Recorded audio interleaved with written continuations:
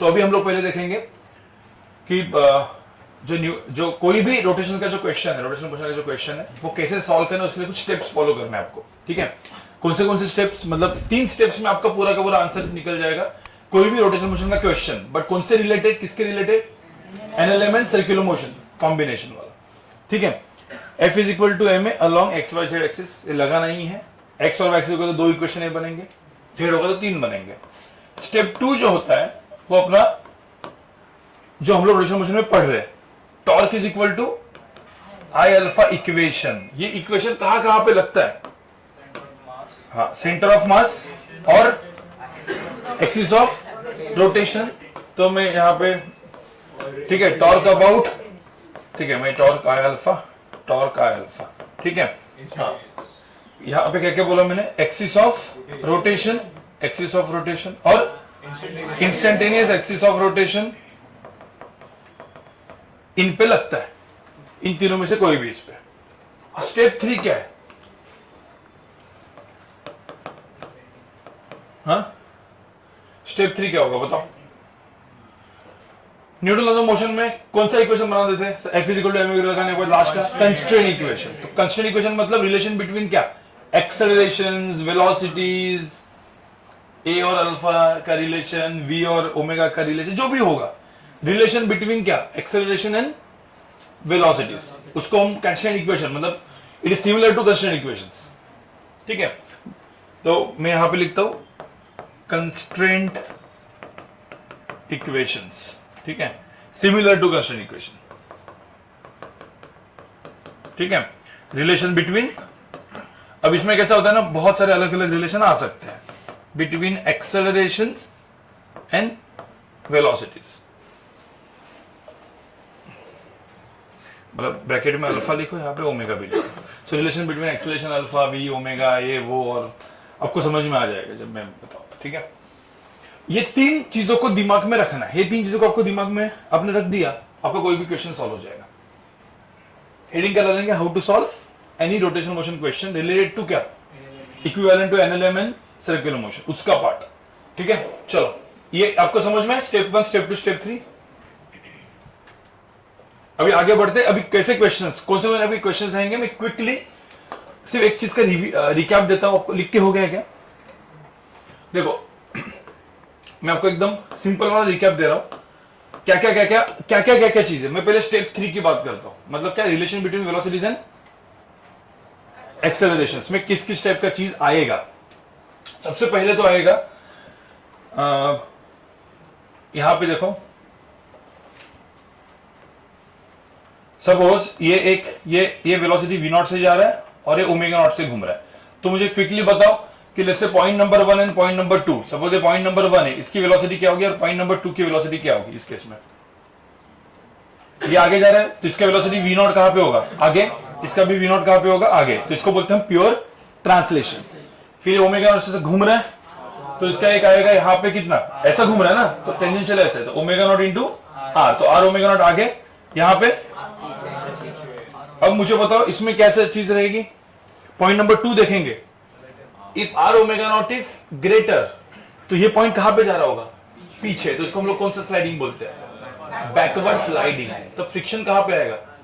आगे, और kinetic friction आएगा। ये बड़ा होगा इससे तो फॉरवर्ड स्लाइडिंग। फ्रिक्शन कहां पे होगा? अब ये सपोज ग्राउंड पे रखा है, ये जो पूरा का पूरा चीज कहां पे रखा है? ऐसा ग्राउंड पे।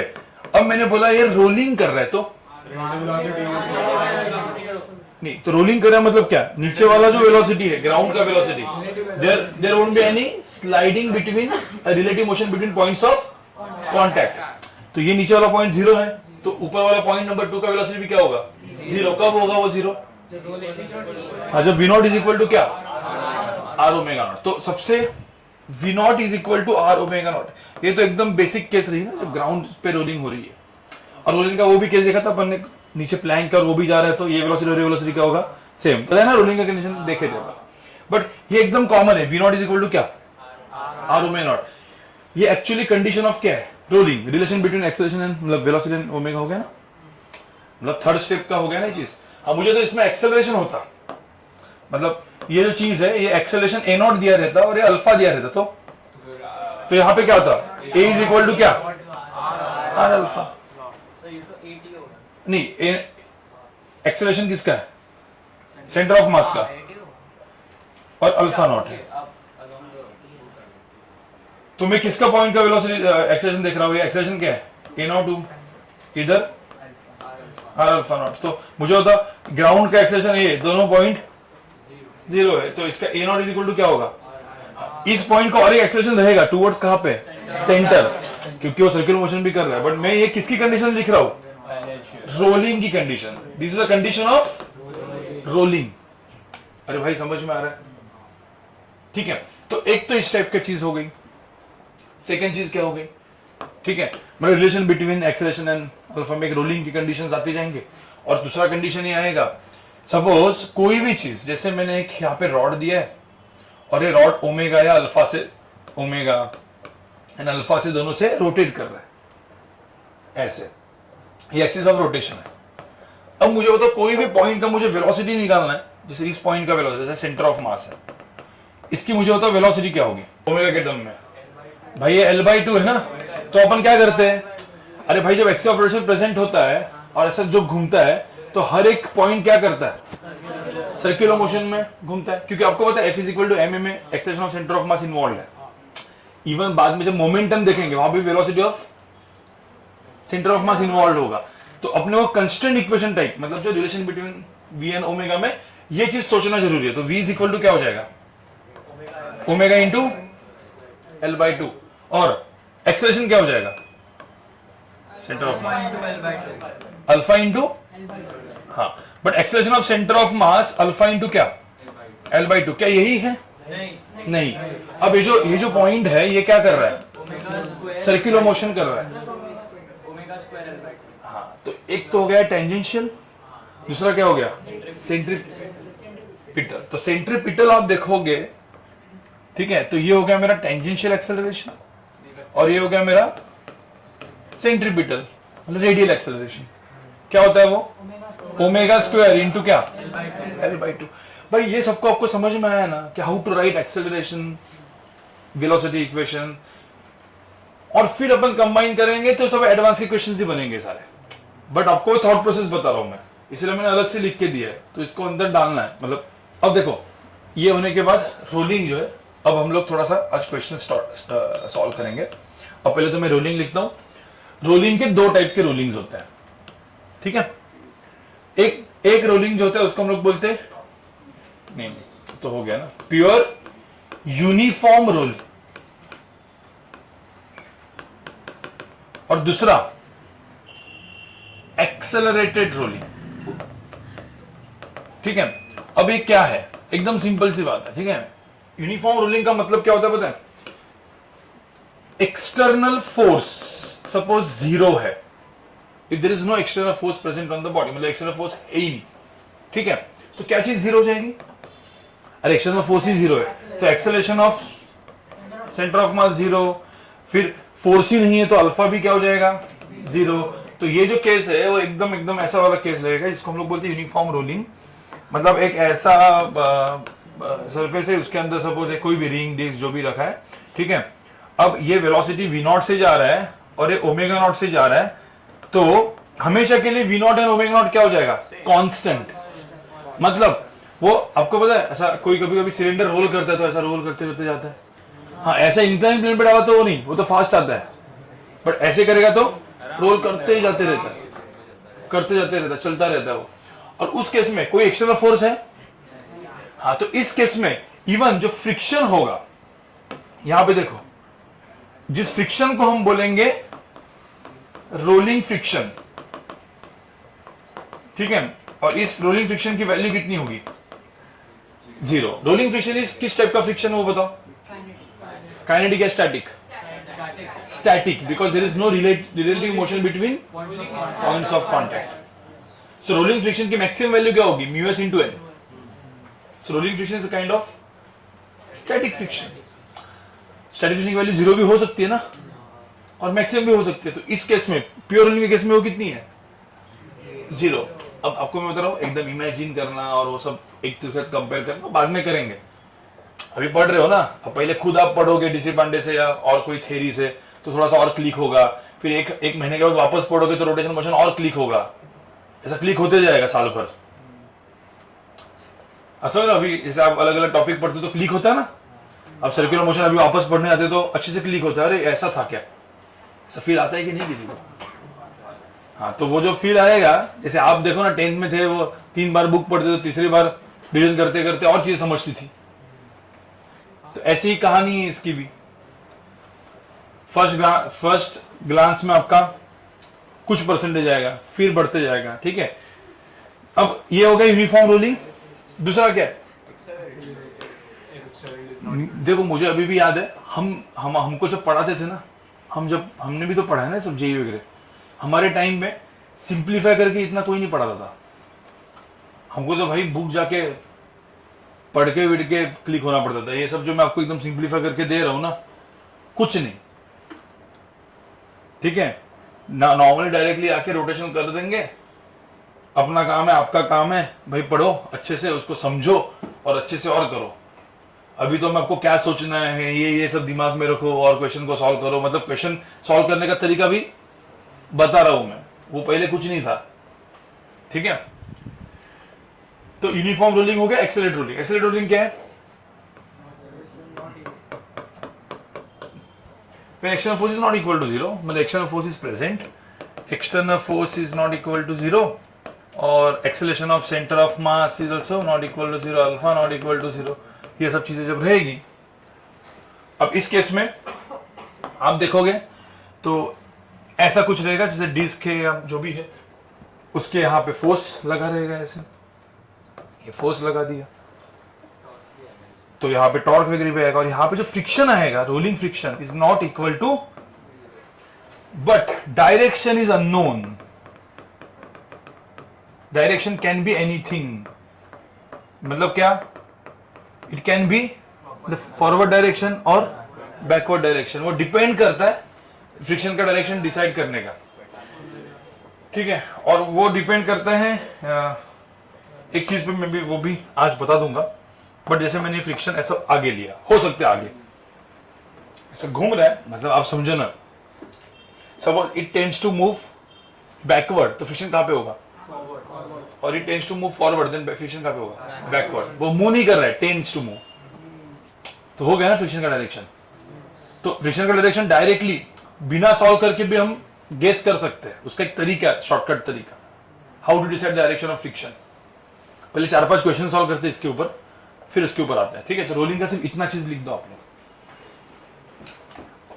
रोलिंग 2 टाइप की होती है, ओके। अभी एक एक कुछ क्वेश्चन सॉल्व करते हैं, ठीक है। सबसे पहली चीज, टॉपलिंग आपको याद है क्या था? Toppling without sliding is called rolling, मतलब continuous toppling, not toppling, continuous toppling without sliding, ऐसे मतलब ऐसे उसके एनालॉजी दी थी अपन ने जब, राइट, ओके। तो अब एक चीज समझो, जब टॉपलिंग होती है बॉडी की, ठीक है, जैसे अभी यहाँ पे टॉपल हो रहा है, ठीक है, तो ये जो पॉइंट है, ये पॉइंट अभी रुका हुआ है। अब इमेजिन करो पूरा का पूरा पॉइंट, इस पर्टिकुलर इंस्टेंट, सारे जो इंस्टेंट्स थे उनके लिए क्या था? एक्सिस ऑफ रोटेशन था ना, तो इसलिए हम लोग क्या बोलते हैं इसको? Instantaneous axis of rotation. अब वही स्फीयर के केस में या सिलेंडर केस में, ये सिर्फ उस इंस्टेंट के लिए एक्सिस ऑफ रोटेशन की तरह बिहेव करेगा, फिर सेकंड इंस्टेंट में कौन सा आएगा? Next point. तो हर पॉइंट बदलते जा रहा है, हर इंस्टेंट में कोई ना कोई अलग मतलब एक्सिस ऑफ रोटेशन जा रहा है, इसीलिए उसको हम लोग क्या बोलेंगे? इंस्टेंटेनियस एक्सिस ऑफ रोटेशन, रुका हुआ है वहां पे, और उसके अबाउट टॉर्क इक्वेशन चलता है, ठीक है। तो अभी मैंने एक क्वेश्चन किया था ऑलरेडी, तो अभी पहले इसके ऊपर गाइस सब लोग सुनो, मैंने वहां पे क्या लिया था? स्फीयर लिया था, क्या लिया था? नहीं, आपने बताया कुछ तो सर्कुलर, कुछ तो सर्कुलर। हाँ तो अभी अपन एक सॉलिड, इधर भी हम वापस एक सॉलिड सिलेंडर ही लेते, चलो ठीक है। अब सॉलिड सिलेंडर है, सब लोग सुनो। अब सॉलिड सिलेंडर के ऊपर मैंने एक काम करते हैं, रिंग लेते हैं, ठीक है। अब सब लोग सुनो, यहाँ पे मैं आपको पहले 2 क्वेश्चन दे रहा हूं, फटाफट आपको करना है। नहीं, एक क्वेश्चन मैं आपको बताता हूं, दूसरा क्वेश्चन फिर आपको करना है, ठीक है। ये रिंग है और ये है, चलो डिस ले लेते हैं, ठीक है। मास m रेडियस r, इसका भी क्या है, मास m रेडियस r, ठीक है। इसमें मैंने फोर्स लगाया टॉप मोस्ट पॉइंट पे, एक फोर्स लगाया, यहां पे मैंने फोर्स लगाया r/2 डिस्टेंस नीचे यहां पे। क्वेश्चन समझ में आया? तो यहां पे बोला है, क्या क्या बोला है, find A, alpha and friction. कौन सा फ्रिक्शन? रोलिंग। इसमें ऐसा दिया है, बोथ द केसेस, ये दोनों चीजें बॉडी क्या कर रही है,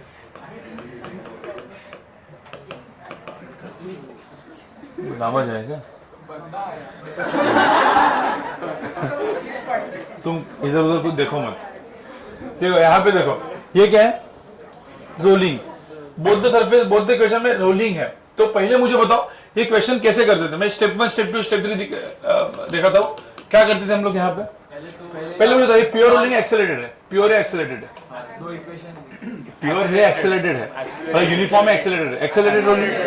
सो एक्सेलरेटेड रोलिंग है मतलब इसके अंदर जो भी सब पहले अननोन है, कौन से अननोन है, ए, अल्फा और फ्रिक्शन। फ्रिक्शन पता है कहां पे होता है, आगे पीछे कहीं पे भी, अपन आगे लगा देते हैं, कुछ भी कर लेंगे ना, फर्क थोड़ी पड़ता है, ठीक है। अब उसके बाद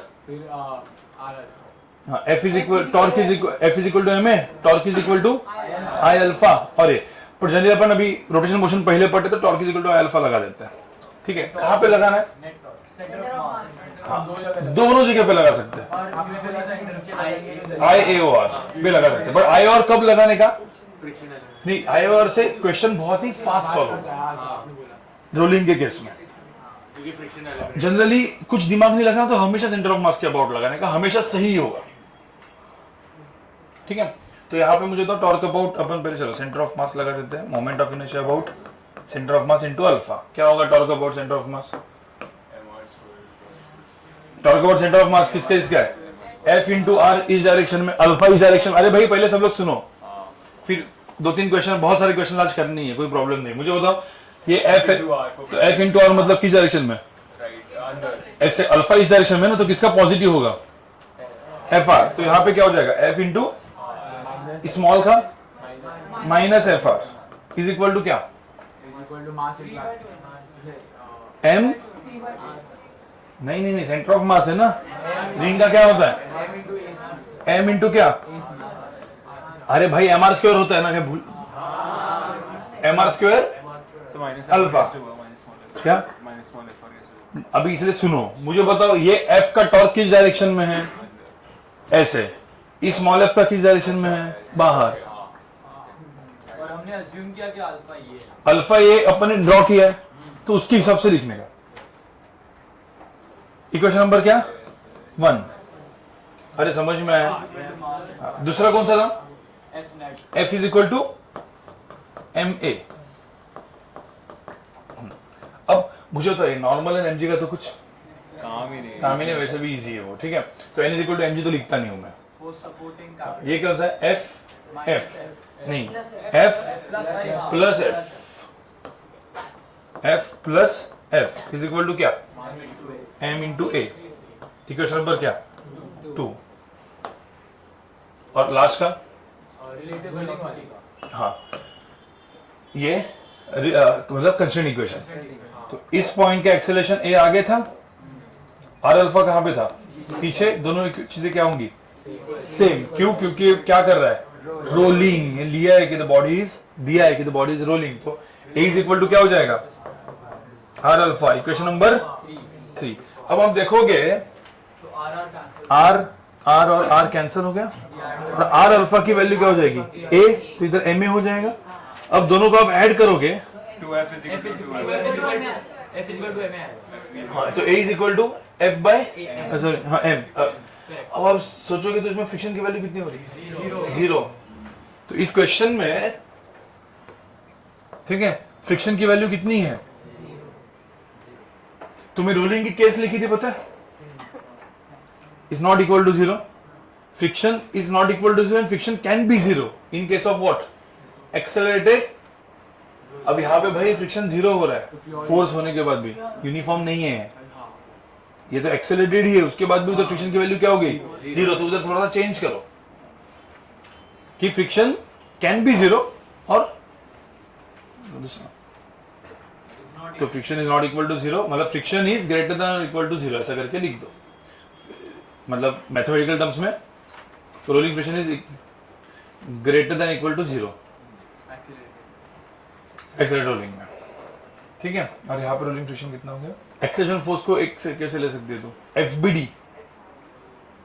भाई ये सेम डाउट किसने पूछा था, हाँ तूने उस दिन। एक मिनट, मुझे एक बात बताओ, फोर्सेस किसके लिए होते हैं, एफबीडी, और मैंने जो वेलोसिटी एक्सेलरेशन के जो इक्वेशंस लिखे उस पॉइंट की वेलोसिटी एक्सेलरेशन, कंस्टेंट इक्वेशन किससे बनते हैं, कभी कंस्टेंट इक्वेशन में फोर्सेस लिखे अपन ने नहीं, तो कंफ्यूज मत होना। कंस्टेंट इक्वेशन रिजिडिटी बॉडी का रिलेटिव मोशन, तो उसमें वेलोसिटी एक्सेलरेशन आता है, काइनेमेटिक्स वाला सीन है वो। अब क्या है, अपन डायग्राम थोड़ी अलग अलग बनाएंगे, एक ही डायग्राम में एफबीडी भी डाल देंगे, रिलेट वो सब भी डाल देंगे, नहीं जा रहा भाई, पता नहीं इसके। एक मिनट, एकदम बेसिक टॉर्क इक्वेशन क्या था, ये फोर्स की वजह से बॉडी कैसे घूमेगी, तो टॉर्क कहां पे, नहीं टॉर्क कहां पे, अंदर, इस स्मॉल एफ की वजह से यहाँ पे टॉर्क किधर है, वही मुझे वो ऊपर वाले समझ में आ गया, नीचे वाला का पता ना कैसे निकालते हैं तू, क्रॉस करके ऐसे, तो क्रॉस करके, तो मुझे तो ये जो ये फ्रिक्शन है उसकी वजह से बॉडी कैसे घूमने वाली है, अबाउट सेंटर ऑफ मास, ऐसे, ओके, बाहर ना, हाँ okay okay, anti clockwise clockwise. ये तो एक था, दूसरा क्या था, टॉर्क का डायरेक्शन कैसे डिसाइड करते थे, आर क्रॉस एफ, तो ये आर वेक्टर है, ये एफ वेक्टर, तो आर क्रॉस एफ कहां पे हो गया, बाहर ना, यहाँ पे R vector cross F vector कहां पे, अंदर। तो भाई याद मत रखो, याद डायरेक्टली देखो, क्वेश्चन आया ना कि टॉर्क कैसे है इधर, तो नहीं, पहले कंसेप्ट को रिवाइज करेगा। ओके, टॉर्क इक्वेशन क्या होता है, आर क्रॉस एफ, तो पहले वो बेसिक से देखने का, फिर मैंने एकदम सिंपल वाला रूल बनाया था, कौन सा, क्लॉकवाइज एंटी क्लॉकवाइज, तो फास्ट लिखने के लिए बनाया था। फिर अपन ने टॉर्क कैलकुलेशन पता ना, एफ इंटू डी किया था, फोर्स इंटू परपेंडिकुलर डिस्टेंस, और डायरेक्शन इससे फास्ट के लिए, समझे, ठीक है। सब सुनो, यहां पे मैंने दो फोर्सेस दिए, कौन से फोर्सेस दिए, देखो यहाँ पे भाई, एक तो टॉप मोस्ट में दिया और एक सेंटर ऑफ मास से कहां पे दिया,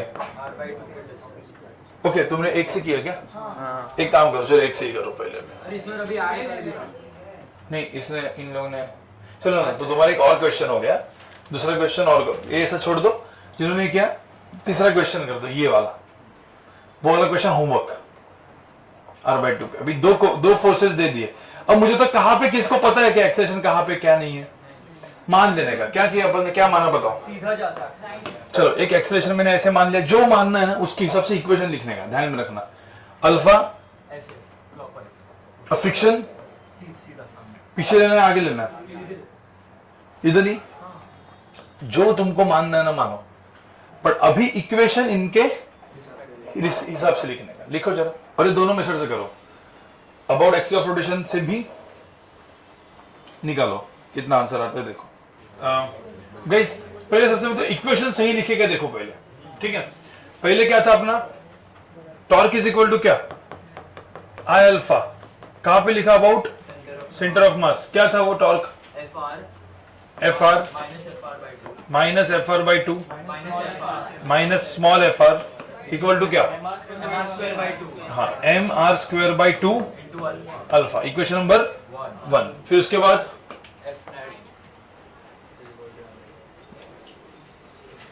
F net is equal to mass into acceleration, तो F is equal to M A, हाँ F is equal to M A में F plus F 2f plus small F is equal to क्या, M A, equation number 2। और तीसरा equation A is equal to R alpha, A is equal to R alpha, equation number 3। बस कुछ नहीं ना, इतना ही, इन तीनों दिन को सॉल्व करो, तुम्हारा आंसर आ जाने वाला। कुछ आएगा आंसर, क्या आया, एक्सेलरेशन 5f/3 5f/3m ये आता है, ठीक है। अल्फा भी वो बाय आर होगा, mr, ठीक है। फ्रिक्शन कितना है? -f/3, मतलब एज्यूम किया हुआ डायरेक्शन क्या है? आपको समझ में आया? तो उसमें कोई दिक्कत तो है नहीं, आप कुछ भी मान लो, जो भी होगा वो हो जाएगा। एक जो सेम एक्सप्रेशन निकाला ना, आप torque about axis instant axis of rotation निकाल के देखो, यहाँ पे torque about instantaneous axis of rotation लगा के देखो जरा गाइस। ये इक्वेशन से अल्फा निकालो, सेम आता है कि देखो यहाँ पे जैसे अल्फा आया 5f/3mr, ये डायरेक्टली लगा के देखो कि अल्फा आता है क्या? चेक करो, चेक करो भाई, सब लोग सुनो। इंस्टेंटेनियस रोटेशन क्या है सब लोग? यही है ना। क्यों ये है? क्योंकि कौन सा केस है?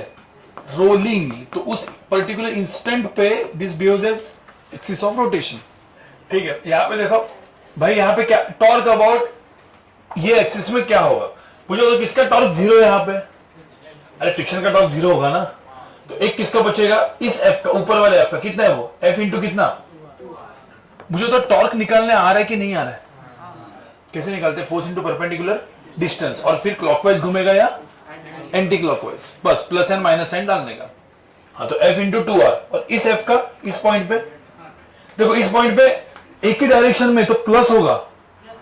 अरे भाई इसमें ये भी ऐसे ही घुमा रहा है, ये भी भाई ये भी ऐसे ही घूम रहा है, ये भी ऐसे ही घूम रहा है ना, तो दोनों का टॉर्क क्या होगा? ऐड, प्लस एफ इंटू क्या हो जाएगा? समझ में आ रहा है?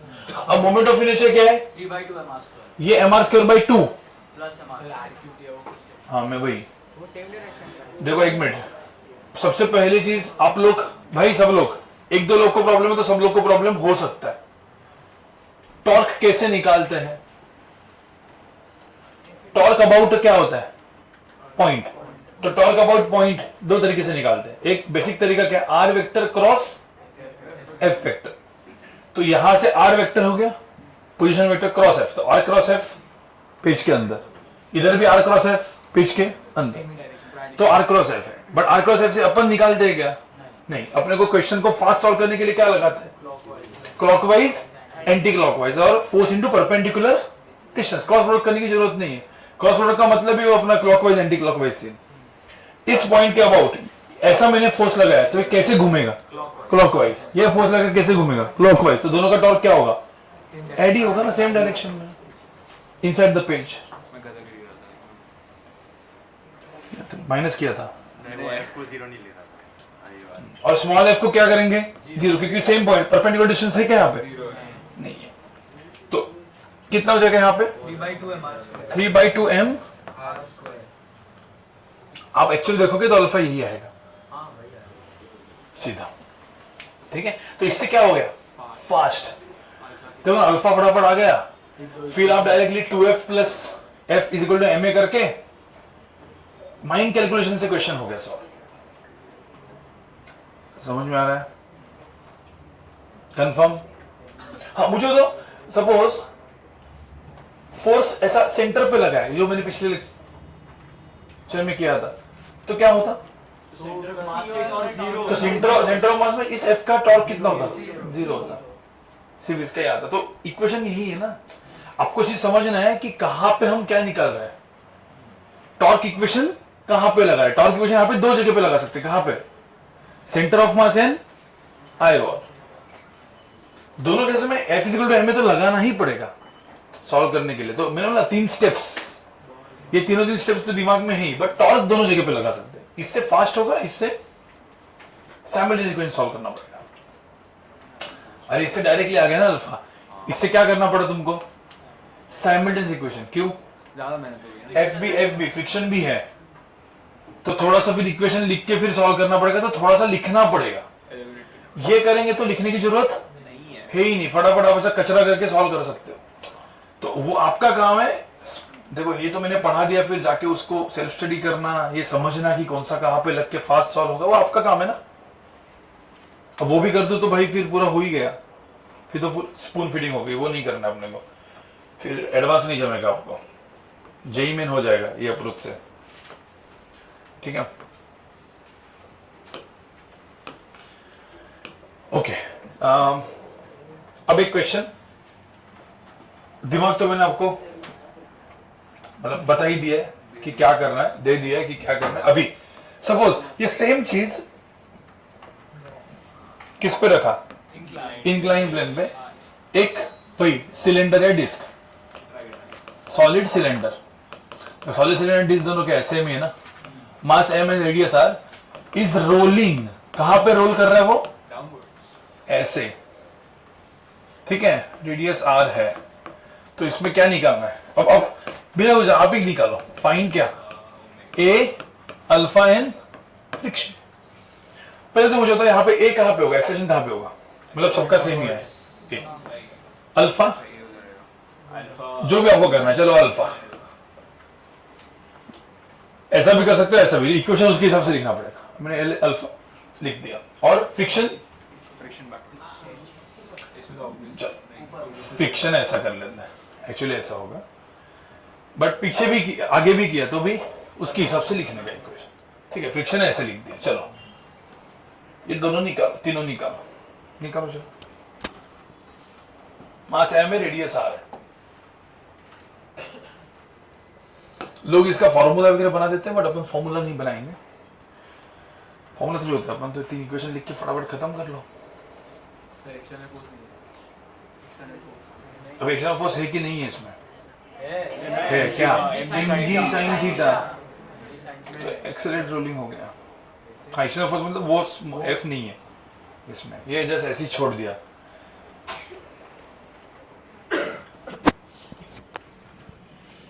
पहले आप लोग करो, फिर मैं करता हूं। ओके, सो गाइस, सबसे पहले तो देखो, अभी अपन लॉन्ग मेथड से पे कर रहे हैं, फिर बाद में आप शॉर्ट मेथड से करना चालू करोगे। शॉर्ट मेथड मतलब कौन सा, आई ओ आर, डायरेक्ट हो जाता है, ठीक है। अब यहां पे mg के दो कंपोनेंट है, एक क्या हो गया mg sin 30, ये क्या हो गया mg cos 30, नॉर्मल फोर्स, तो n is equal to mg cos 30 तो हो गया, ये mg by 2, ये √3 mg by 2, बराबर। अब क्या करेंगे अपन, इक्वेट करेंगे। हाँ, अब पहले तो अपना नॉर्मल मेथड से कर लेते हैं पूरा। तो टॉर्क इज इक्वल टू क्या, torque is equal to I alpha, कहां पे, COM। तो torque about centre of mass कितना होगा, अबाउट सेंटर ऑफ मास क्या होगा, F into R, F into R, solid cylinder है, मतलब क्या, mr² by 2 alpha, equation number 1।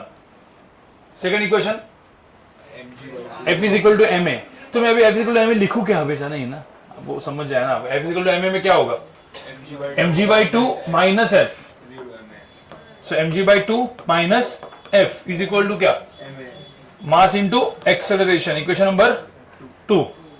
तीसरा इक्वेशन क्या होगा, a इज इक्वल टू क्या, r अल्फा, इक्वेशन नंबर 3। अब इसको अपन सॉल्व करेंगे, तो r और r चला गया, r अल्फा की जगह a डाल दिया, हाँ, तो f is equal to ma by 2, ma by 2 इधर डालेंगे, हाँ, तो a की वैल्यू कितनी है यहां से, a value I g by 3। अरे भाई समझ में आया क्या, अरे आप अभी ये तो कैलकुलेशन है ना यार।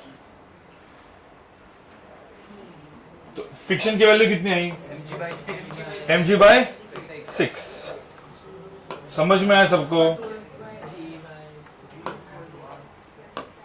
बस वही है ना। हाँ, अब कोई एक्सेलरेशन है तो अल्फा भी, मतलब अल्फा भी तो आया ना, g by 3r, ठीक है। अब मुझे तो इसको डायरेक्टली करना होता, तो टॉर्क अबाउट क्या, आई ओवर इंटू अल्फा। अब आई ओवर क्या इधर, अरे ये जो इंस्टेंट एक्स ऑफ रोटेशन है, फ्रिक्शन का तो टॉर्क कितना हो जाएगा, 0, तो एक अननोन निकल गया, तो क्या होगा mg by 2 इंटू, हाँ, तो mg by 2 इंटू क्या, r इज इक्वल टू क्या, mr²/2। अब कोई बोलेगा सर 3mr²/2 क्यों ले रहे बताओ? Parallel axis theorem. भाई mr²/2 इधर है तो ये कितना होगा? तो 3 इंटू क्या? अल्फा। 2 कैंसिल तो डायरेक्टली अल्फा आर क्या होता है? ए। तो अल्फा इज इक्वल टू क्या? G/3R। तो बस अल्फा यहां से आ गया, सीधा बात में। तो आपको सबको समझ में आया? अब कुछ लोग क्या है ना, सब लोग सुनो, कुछ लोग नहीं, बुक्स में देखो सीईटी जेई में, सीईटी और नीट में लोग क्या करते हैं? फॉर्मूला कैसे रटते हैं मैं आपको बताता हूं, जो आपको नहीं करना है, ठीक है? एक्सेलेरेशन ए है ना, उसका फॉर्मूला रटते हैं।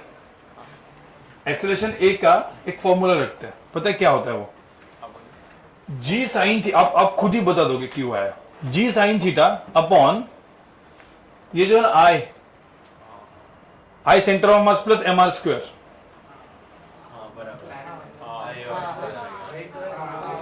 किया क्या? वही किया ना। क्यों रट रहा है तुमको?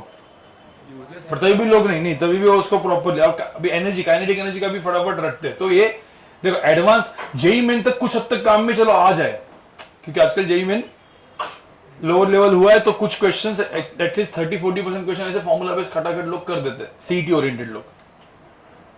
तो आप लोग को वो नहीं करना है। आपको डिराइव करने में कितना टाइम जाता है? कुछ नहीं ना भाई, आपको पता है mg sin theta into r is equal to फटाफट I centre of mass plus mr²। आप कर लोगे ना, क्योंकि वो अपना अप्रोच है। समझ में आ रहा है? ठीक, तो अभी आगे बढ़ते, एक क्वेश्चन और कर लेते। तो सभी क्वेश्चन आ गए आपको सबको? कुछ है नहीं, क्या है इसमें? बस 3 इक्वेशन लगाओ, आंसर मतलब क्वेश्चन डन। ठीक है, मैं एक क्वेश्चन पहले, मतलब आप जो है आपके जो जैसे अपन कर रहे हैं वैसे ही आपको करना है। ठीक है, आपने पुली पता है आपको? क्या होता है पुली? हाँ, जो घूमता है। अब न्यूटन लॉज ऑफ मोशन वाली पुली घूमती थी क्या? अपनी घूमेगी, अभी घूमेगी। अभी अपनी पुली एक्चुअल पुली है, जिसको मास भी है, सब कुछ है। ठीक है, बट इतना ही है, एक कंडीशन सिर्फ है कि जो उसके ऊपर जो स्ट्रिंग होगी ना, नहीं मतलब स्ट्रिंग मासलेस, ठीक है स्ट्रिंग मासलेस ही है, बट वो स्ट्रिंग और वो उसके ऊपर कोई स्मूथ नहीं, फ्रिक्शन उतना है जिससे वो एक साथ घूमे। देखो ये ऐसा है ना, हाँ स्लाइडिंग नहीं है, रोलिंग पुली। समझ? Friction is sufficient enough to क्या? नहीं, रोल नहीं बोलेंगे इसको, रोलिंग। हाँ, there won't be any relative motion between string and pulley, बस उतना फ्रिक्शन होना चाहिए। ठीक है, अब यहाँ पे सब लोग सुनो, ऐसे क्वेश्चन सॉल्व करने का थोड़ा तरीका अलग होता है। ठीक है, पुली के क्वेश्चन। अरे एसएचएम किया है ना? एसएचएम का मैंने किया था। एसएचएम का वो वाला पार्ट, अरे तो एकदम मतलब तुम ही कर दोगे, अभी इसके बाद करने की जरूरत थोड़ी है, जाके देखोगे टॉर्क जो अल्फा लगाना है बस। ठीक है, अब यहाँ पे मुझे बताओ, ये हो गया, ये पुली है, पुली का मास कितना है? m r। अरे भाई, अरे पुली क्या हो सकती है? रिंग भी हो सकती है, व्हील होगा तो डिस्क भी हो सकता है, सिलेंडर भी हो सकता है, कुछ भी हो सकता है। ठीक है, अब ऐसा पकड़ लो, इसके ऊपर से मैंने एक स्ट्रिंग डाला,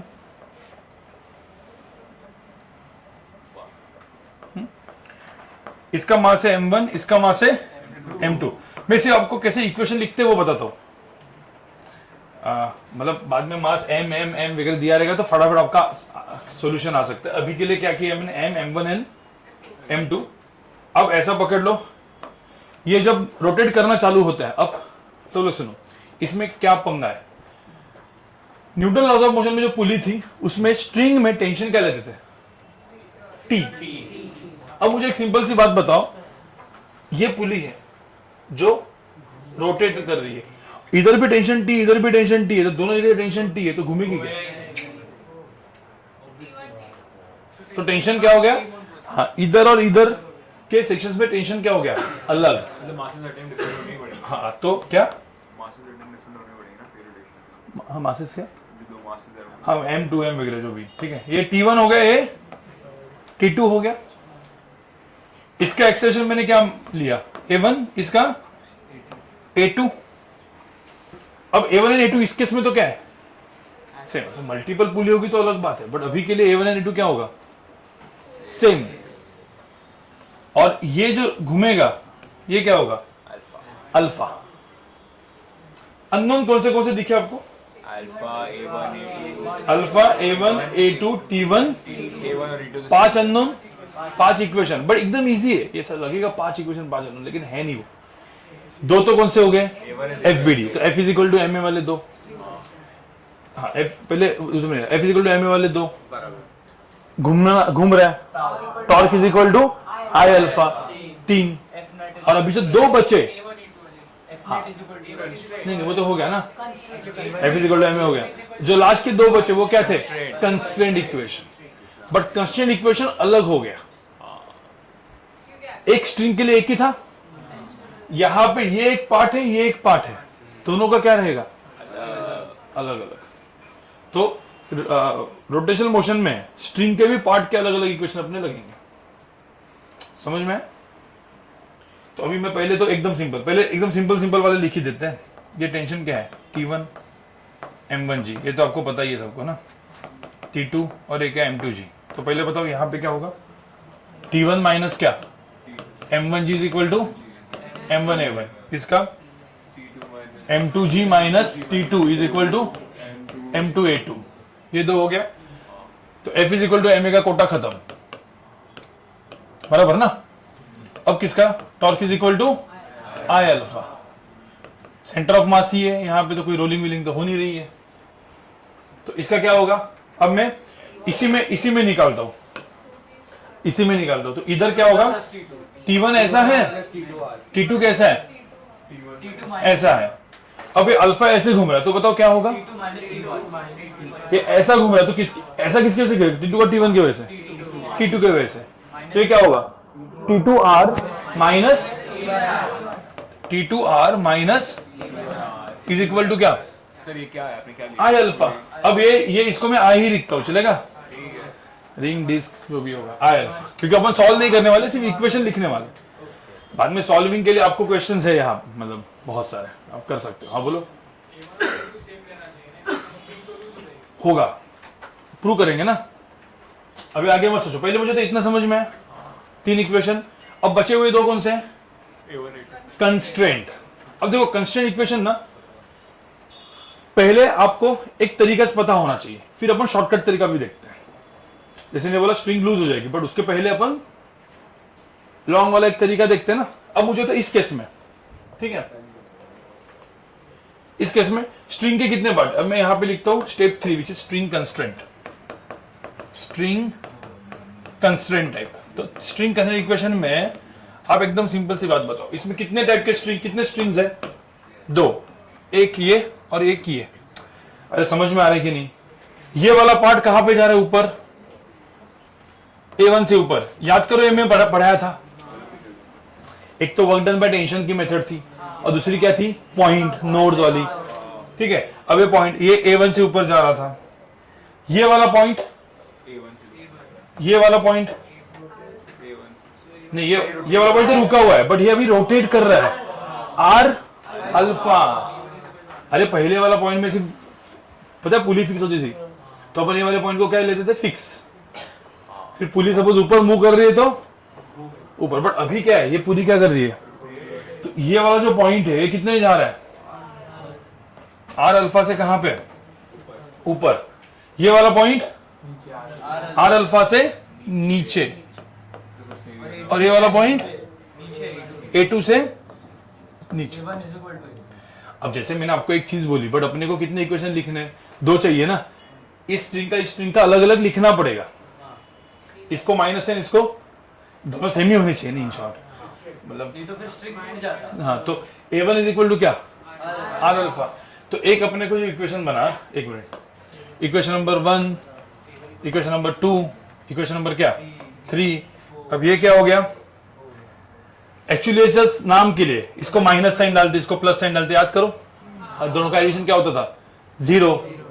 तो यहाँ पे आंसर क्या है, A1 इज इक्वल टू क्या, आर अल्फा। इसमें इसको प्लस इसको माइनस, अरे भाई जो स्ट्रिंग का लेंथ बढ़ाता है वो प्लस, कम करता है वो माइनस, याद है, ठीक है। इसको क्या करेंगे, A2 इज इक्वल टू क्या, आर अल्फा। अब A1 equal to R alpha, A2 equal to R alpha, मतलब क्या, A1 equal to A2 is equal to R alpha. तो फाइनली तो इक्वेशन, लेकिन लिखने के लिए इक्वेशन नंबर 4 और इक्वेशन नंबर 5, क्यों, क्योंकि अननोन्स अपने कितने थे, T1, T2, A1, A2 और अब आपको इसको फास्ट सॉल्व करना है, ऐसा क्वेश्चन आया तो क्या आप 5 लिखोगे, अब क्या लिखोगे, इसका एक्सप्रेशन है A alpha, A is equal to क्या, आर अल्फा,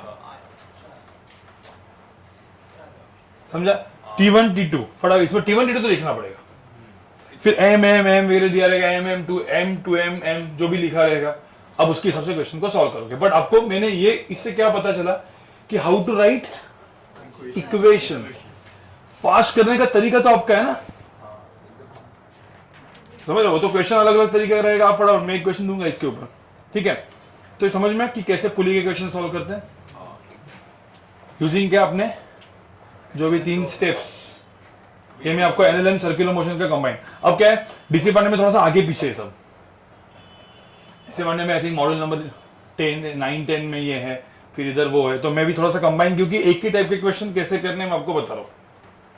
उसके अंदर थोड़ा सा डीसी पांडे में काइनेटिक एनर्जी अंदर घुस गई है, जो अपन अभी काइनेटिक एनर्जी का पार्ट एक साथ करेंगे हम लोग पूरा, एनर्जी मतलब kinetic energy and work energy power वाला, ठीक है। बट वो करते रहो, क्यों, क्योंकि आगे काम में आएगा, अच्छे क्वेश्चन में वो काम में आएगा। अभी तो इजी है, बट बाद में मैं क्वेश्चन दूंगा तो समझ में आएगा एडवांस ओरिएंटेड में, तो उसमें वो लिखना पड़ेगा। देखो एक चीज समझो, आपको रोटेशनल मोशन समझ में आ रहा है, अच्छी बात है, करना आना चाहिए वो तो। देखो अभी ना आपका मेमोरी बहुत अच्छा रहेगा, तो इसलिए मैंने आपको बोला है मेरा रोटेशनल मोशन का मेरा वाला वीडियो देखो आप, कौन सा, JYC वाला, जिससे आपका पूरा का पूरा ये सेम चीज क्विकली रिपीट हो जाएगी। 11 घंटे का लेक्चर है, कौन सा, वो 11 घंटे वाला ना, कौन सा, हाँ 10 एक घंटे का होगा, बस ज्यादा नहीं है वो। अरे इधर तो 8 जो में लॉजिकल एक्सप्लेनेशन दिया था उसके हिसाब से सही है, बट हाँ। 11 घंटे थे, हाफ हो गया ना भाई, 8 इंटू, मुझे तो मैं 8 लेक्चर अभी लूंगा 2.5 घंटे के, सपोज चल 3 घंटा नहीं पकड़ता मैं, 2.5 घंटे के लेक्चर 8 इंटू 2.5, तो 24 आवर्स तो हो गया ना, 24 आवर्स को 10 घंटे में कंप्रेस हुआ है, और आप 1.5 स्पीड से देखोगे तो 7 घंटे में हो जाएगा। ओके अब यहाँ पे देखो गाइस, मुझे बताओ इसमें एक्चुअल आप देखोगे तो इसका एक्सप्रेशन A1 होगा, इसका कितना होगा, A2, इसको अल्फा 1 करेंगे, इसको बट क्या होना चाहिए, ठीक है। तो अभी अपन के लिए क्या लिखते हैं, नहीं सब आपको A1 A2, आप कंस्टेंट इक्वेशन प्रॉपर्ली लिखो, फिर आपको समझ में आएगा कुछ चीजें, ठीक है। इसको मैंने अल्फा 1 लिखा, इसको मैंने क्या लिखा, अल्फा 2, ये टेंशन T1, ये टेंशन क्या T2, और ये टेंशन T3। कितने इक्वेशंस है, 7 ना, बट 7 में एक्चुअली 1 2 3 तो एकदम ही इजी है। आप इन शॉर्ट सबके अभी जो भी इक्वेशन लिखो और आपको समझ में आएगा, वो इक्वेशन इतने नहीं है दिखते जितने, फास्ट हो जाएंगे, ठीक है। करो ये चीज, ओके। मुझे एक बात बताओ, इसमें 2-3 टाइप के इक्वेशन है, यहां पे मैं ये वाले इक्वेशन लिखता हूं, कौन से, F is equal to M a, F is equal to M a वाले 2 है, क्या है, T1 कहां पे ऊपर, mg नीचे is equal to M a, इसका 2mg माइनस क्या T3 इज इक्वल टू क्या 2m(a2), ठीक है। अभी होने के बाद अभी आप एक चेक करो, मतलब एक चीज बताओ, 3 मतलब torque is equal to I alpha, इसके लिए अब इसके लिए आप देखोगे तो ये T2 ऐसा है और T1 ऐसा है, तो एक क्लॉकवाइज T2 के वजह से ऐसे घूमेगा, T1 के वजह से, बट ऐसा अपन लिखा है ना अल्फा 1, तो क्या लिखेंगे अपन, हाँ T2 R माइनस क्या T1 R is equal to mr² by 2, इसका ये T2 है ऐसा, T3 है ऐसा, T3R minus हाँ T3R माइनस क्या, T2R इज इक्वल टू क्या, MR square by 4 M R square कैसे नहीं होएगा प्लस और MR स्क्वायर क्या क्या प्लस होगा, अच्छा T2 आप चेक कर रहे हैं ठीक है, और T2 M R/2 का स्क्वायर बाई क्या 2 सर T3R/2 T2R/2 अल्फा 2। अरे भाई समझ में आ रही है, T3R/2 ये गलती मत करो, सर आपने इधर गलती वो कर MR the square by 8 T3R/2 T2R/2 okay हाँ T3R/2 और यहाँ पे भी T2 R/2, ये गलती मत करो आप, आप डेमोंस्ट्रेट करें हाँ ये नहीं गलती हो गई, ठीक है, ये 1 2 3 4, ठीक है, और सब लोग समझो, ये सबको समझ में है, ये 4 इक्वेशंस तो हो गए, कौन से, F is equal to m, torque is equal to I alpha. अब बच्चे कौन से, कंस्ट्रेंट, हर एक स्ट्रिंग का अलग अलग, तो हर एक स्ट्रिंग का अलग अलग अपन करेंगे। अब यहां पे आप देखोगे ये एक और ये एक, ये स्ट्रिंग का क्या होगा, ये वाला जो आप देखोगे इसमें A1 कहां पे है, ऊपर, और अल्फा 1R इधर, अरे समझ में आ रहा है, इस स्ट्रिंग का क्या है, ये वाले का अल्फा 1R, और यहां पे इधर कितना, इधर किधर अल्फा 2R/2 अल्फा 2, तो एक चीज समझो, अल्फा 1 और अल्फा 2 सेम है क्या, नहीं है, समझ में आ रहा है? बस बता के रख रहा हूं, और यहां पे अल्फा 2 R/2 नीचे और A2। अब इसमें तो क्या होगा, अभी सारे के तीनों equation, A1 is equal to क्या, R1 into alpha, alpha 2 sorry A2 is equal to, ये वाला लिखेंगे तो अल्फा 2 इंटू क्या, और अल्फा 1R इक्वल टू क्या, अल्फा 2R/2 अल्फा 2 R/2, मतलब in short A1 is equal to क्या आया, A2, बट अल्फा 1 और अल्फा 2 के अंदर का रिलेशन क्या है, अल्फा 1 इक्वल अल्फा 2/2 हाँ अल्फा 2/2। तो मतलब आपको फास्ट लिखना है तो आप क्या कर सकते हो, इसको A लिखा, इसको अल्फा लिखा, तो इसको कितना लिखेंगे 2 अल्फा, अरे अल्फा 1 को अल्फा लिखा तो अल्फा 2 क्या हो जाएगा 2 अल्फा, तो इधर अल्फा 2 अल्फा A और A, लेकिन ये अल्फा 2 अल्फा कैसे निकला, अब वो आप इसका शॉर्टकट निकालो, रेडियस हाफ था तो अल्फा और दोनों आपको पता है कि सेम इसमें ही घूम रहा है, तो इसको फास्ट घूमना पड़ेगा, हाँ बराबर, तो रेडियस तो ये सब कुछ आपका काम है सोचना, मतलब जैसे क्वेश्चन सॉल्व हो गया उसके बाद सोचो ना इसको फास्ट कैसे करेंगे। अब इन सारे इक्वेशंस को 1 2 3 4 5 6 7 साथ के साथ को सॉल्व करो एक साथ, सर ढूंढना क्या है, वही सब, और एक डाउट, हाँ इधर T1 नीचे कैसे, बड़े फास्ट है, मतलब फास्ट आ सकता है, कोई प्रॉब्लम है नहीं यहाँ पे एक्चुअली देखा जाए अरे T1 नीचे, T1 T2 and T3 है, इधर पहले मल्टीप्लाई 2 करना पड़ेगा तो ये आप अब कर लोगे ना भाई, ये कर लो आप घर पे सॉल्व करके, हाँ T1 T3 नीचे है। कि किधर T1 नीचे है? ये आ गया किधर, देखना है वो डायग्राम पहले मल्टीप्लाई 2 एरो नीचे है। एक मिनट, सब लोग सुनो, एक और क्वेश्चन, इसमें T1 और T3 नीचे कैसे है, FBD किसकी बना रहे थे, पुली की, स्ट्रिंग क्या करता है, पुली को खींचता है, स्ट्रिंग ऑलवेज पुल्स, तो ये स्ट्रिंग इधर खींचेगा, ये स्ट्रिंग इधर खींचेगा, इसके लिए स्ट्रिंग इधर खींचेगा, स्ट्रिंग इधर खींचेगा, खींचेगा ना स्ट्रिंग पुल्स, इसके लिए T1 कहां पे आएगा, ऊपर, अरे हर एक के FBD अलग अलग है ना, अभी देखो भाई अभी बड़े हो गए ना हम यार, 9-10 महीने हो गए तो बड़े हो गए, अभी हम लोग अलग अलग FBD भी ड्रॉ करेंगे, अभी उसी के अंदर मैं ड्रॉ करके दिखाऊंगा, समझ में है? तो ये सबको कंफर्म समझ में है, मुझे पहले बताओ, तो कैसे पुली क्वेश्चन पे एकदम सिंपल होते हैं, कुछ नहीं, वही 3 स्टेप्स फॉलो करना है, आपका काम हो गया, ठीक है।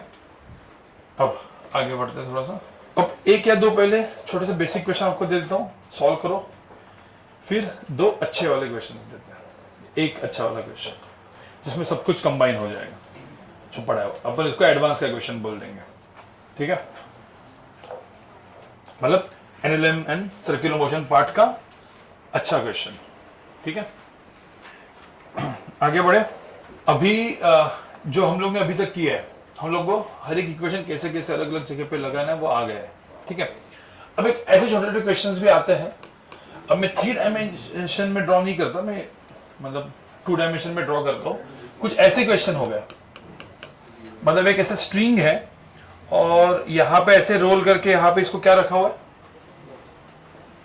एक सिलेंडर है, स्ट्रिंग ऐसे ऐसे ऐसे करके, समझ में आ रही कि नहीं?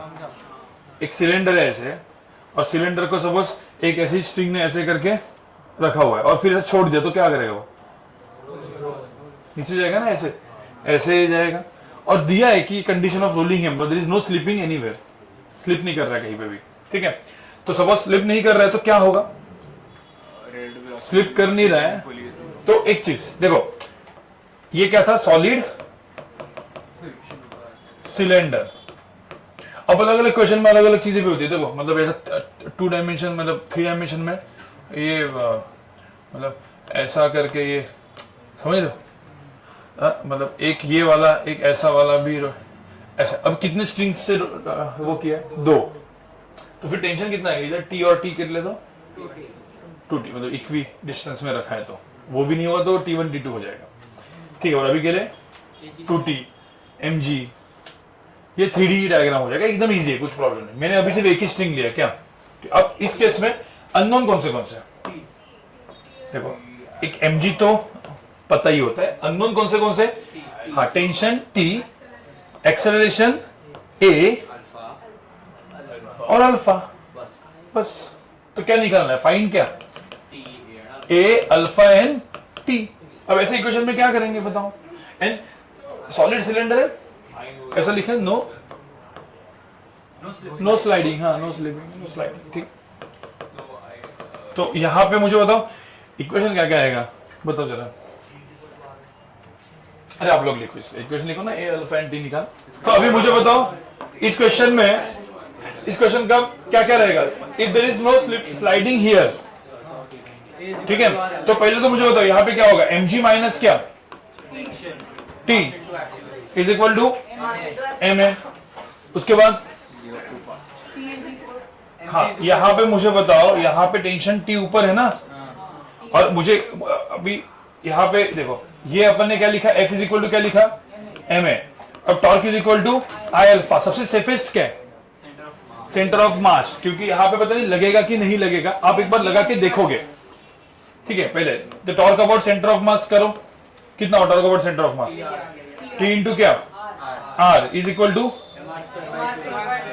m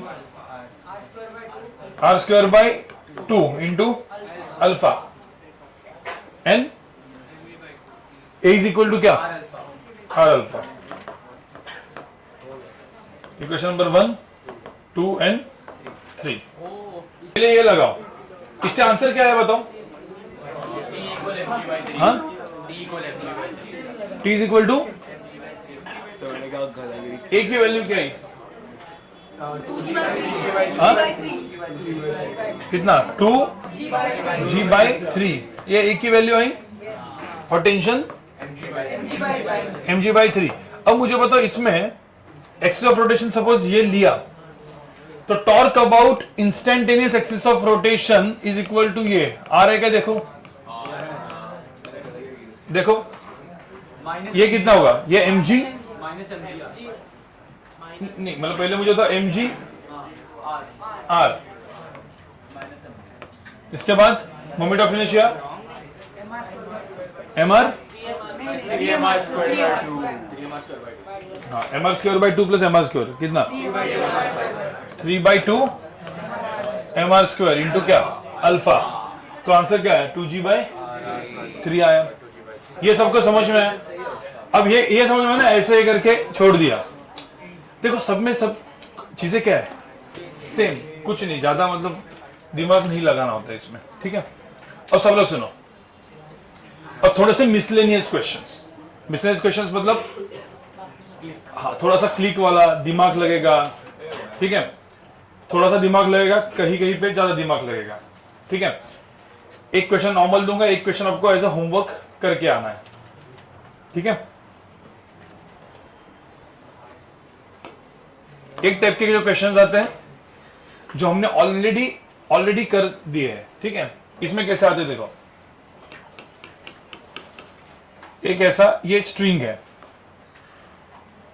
और यहां पे ऐसे रॉड कनेक्टेड है, इसका मास है m, लेंथ है l।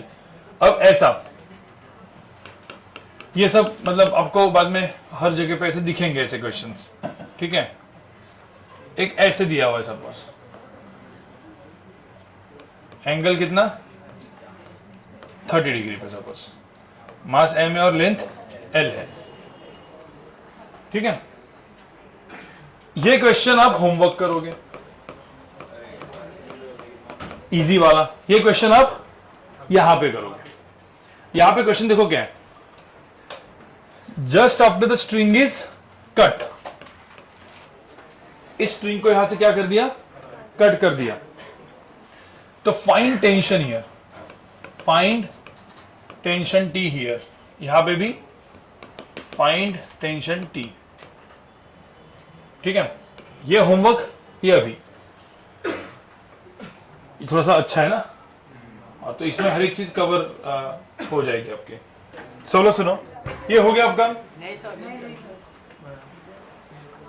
अब सब लोग सुनो, इस क्वेश्चन में पहले क्या क्या था, मतलब अननोन्स कौन से टेंशन क्या, सॉरी टेंशन टी, उसके बाद हाँ अल्फा, उसके बाद हाँ और क्या, नहीं वो तो टेंशन टी। अब यहां पे मुझे एक सिंपल सी बात बताओ, ये फोर्स क्या रहेगा यहां पे, mg। तो यहां पे देखो, इसके बाद उसके बाद हम लोग उसका आई कॉम ले लेंगे। हाँ पहले परपेंडिकुलर डिस्टेंस निकालेंगे, tau com is equal two components लेके कंपोनेंट परपेंडिकुलर डिस्टेंस लेंगे पहले हम लोग, टाउ कॉम लेके FD L कर by 2 लिया, cos लेके। फिर आई कॉम ढूंढा इनटू अल्फा। देखो इस क्वेश्चन में आपको आपको याद है हिंज का फोर्स, हिंज फोर्सेस रहते थे NX NY, फिर एक्सेलरेशन सेंटर ऑफ मास, कुछ याद आया। अबे अल्फा है तो एक्सेलरेशन सेंटर ऑफ मास कैसे, ऐसा है एक्सेलरेशन ऑफ, आप मुझे बताओ इसमें एक्सेलरेशन ऑफ सेंटर ऑफ मास कैसे रहेगा, ऐसा रहेगा। बट क्वेश्चन मार्क क्या है कि acceleration of centre of mass alpha into L/2 होगा क्या, नहीं बिकॉज़ वो परपेंडिकुलर नहीं। क्या ये पॉइंट रुका हुआ है उस इंस्टेंट पे, क्या इसका एक्सेलरेशन 0 है, पता है क्या, नहीं पता। आपको क्वेश्चन समझ में आ रहा, प्रॉब्लम क्या है, ये प्रॉब्लम नॉर्मल प्रॉब्लम हो गया, एडवांस का प्रॉब्लम हो गया, फिर से ठीक है। अभी आप समझो, सब लोग यहाँ पे देखो, ठीक है। चलिए होमवर्क था, मैं यहाँ पे भी बता देता हूँ, ये होमवर्क का मतलब चीजें सेम ही है ना, नहीं हाँ होमवर्क करो, ठीक है। हाँ। एक्सप्लोरेशन से क्यों नहीं कर सकते वो पहले बताओ, क्योंकि वो इंस्टेंट नहीं वो पहले सबसे इंपॉर्टेंट चीज मुझे होता है, इंस्टेंट एक्सेलरेशन कब होता है वो, रोलिंग नहीं हम कब होता है कि जब इसका एक्सेलरेशन ए भी पॉइंट रुका हुआ है एंड एट दैट पॉइंट ये बॉडी रोटेट कर रही है, ऐसा हो रहा है, बट ये पॉइंट रुका है कि नहीं रुका है किसने बताया तुमको। देखो इसमें लिखा है क्या कि रोलिंग है, जैसे पहले वाले केसेस में हम लोग क्या करते थे, उसमें रोलिंग लिखा था, मतलब वो पॉइंट रुका हुआ था। यहां पे इसका जैसे यहां पे आपको दिखेगा ये पॉइंट रुका हुआ है, मतलब क्या, लेकिन इसका एक्सेलरेशन 0 है, एक्सेलरेशन सेंटर ऑफ मास है ना कुछ, तो रुका हुआ का मतलब ये नहीं होता कि ये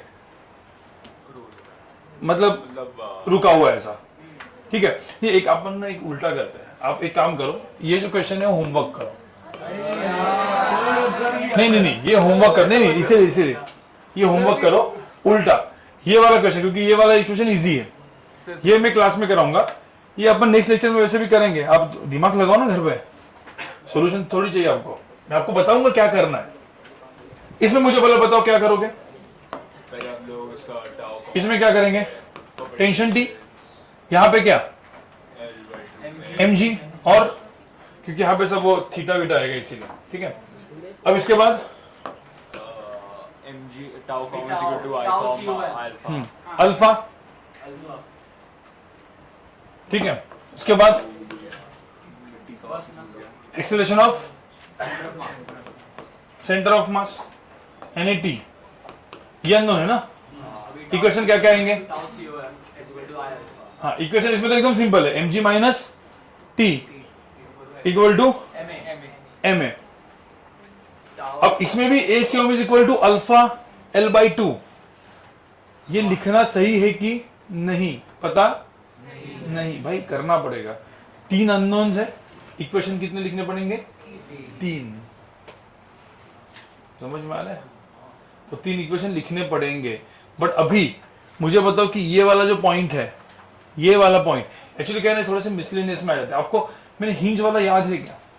हाँ याद है कैसे निकाल देते हैं NX NY वगैरह? कंपोनेंट ठीक है, तो अब देखो इसमें 2 पॉइंट है, ये 2 पॉइंट हमेशा भी दिमाग में रखना है।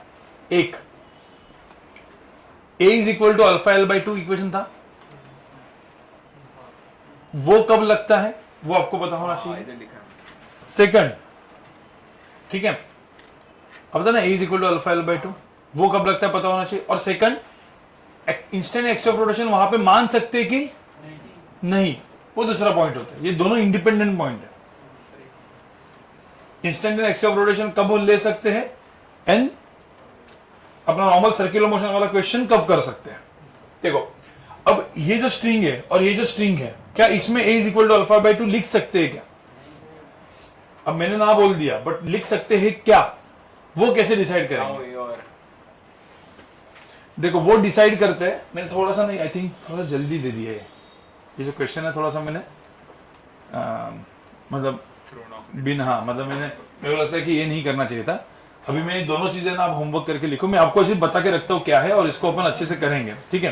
दोनों चीजें होमवर्क करके रखो। मैं एक नॉर्मल क्वेश्चन देता हूँ जो आज अपन ने पढ़ा है ना उसके ऊपर, ठीक है। Tau A और ये दोनों लिख दिया, हाँ, इसमें सिर्फ fine tension T and alpha लिख के रखो, ठीक है। इसको अपन नेक्स्ट लेक्चर में, Tau A. नेक्स्ट लेक्चर के एंड में करेंगे, नहीं तो अपना टाइम चला जाएगा। मेरे को एक और चीज पढ़ाना है, रील नहीं, एक पढ़ाना है। एक मेरे को अपना अभी तक तो अपन पढ़ रहे कि यहाँ पे टॉर्क इज इक्वल टू 0 वाला केस नहीं लिया, ठीक है। ये वाला होमवर्क करके रखो और एक वाला और भी होमवर्क करो। तो करना क्या आपने? नहीं, ये करके लाओ दोनों, फाइन टेंशन T अल्फा जो भी है ना, आपके हिसाब से पहले करके लाओ। एक क्वेश्चन और भी दे रहा हूं, ये भी आपके हिसाब से आप करके लाओ। फिर अपन, क्योंकि इसका अपन डायरेक्ट सॉल्व नहीं करेंगे, ये पहले आप करके लाओगे। ये भी थोड़ा सा एडवांस ओरिएंटेड क्वेश्चन है। मास M, इसका भी मास M है, इसका भी मास M ही है, इसकी रेडियस R है। चलो इसकी रेडियस भी R ही पकड़ लेते हैं, R है, नहीं दिखने में R/2 है, चलो ठीक है।